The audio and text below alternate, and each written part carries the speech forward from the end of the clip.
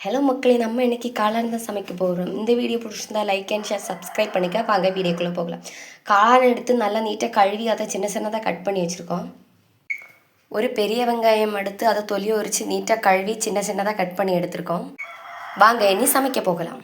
கடாய் வச்சு கடாய் காஞ்சதும் லைட்டாக ஆயில் ஊற்றணும். எண்ணெய் காஞ்சதும் கடுகு போடணும். கடுகு போட்டினதும் நீட்டமாக கட் பண்ணி வச்ச பச்சை மிளகா போட்டுக்கலாம்.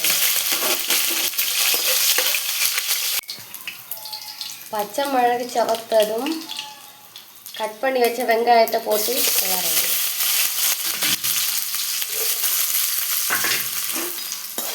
நல்லா கிளறிடணும். வெங்காயம் லைட்டாக சவத்ததும் கட் பண்ணி வச்ச காளானை போட்டு கிளறணும்.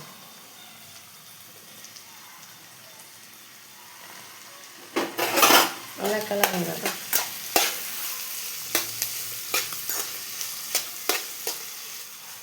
பிள்ளைய போட்டு கிளறி விடணும்.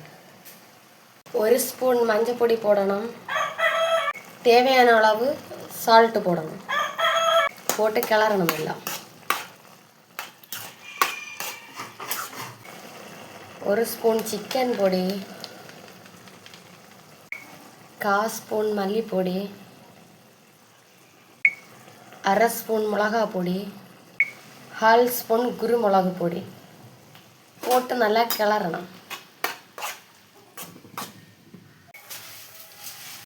காளான் கிரேவி ரெடி. இதுக்கு மேலே இனி லைட்டாக பெரிய வெங்காயம் கட் பண்ணி போட்டு சின்ன சின்னதாக கட் பண்ணி போட்டு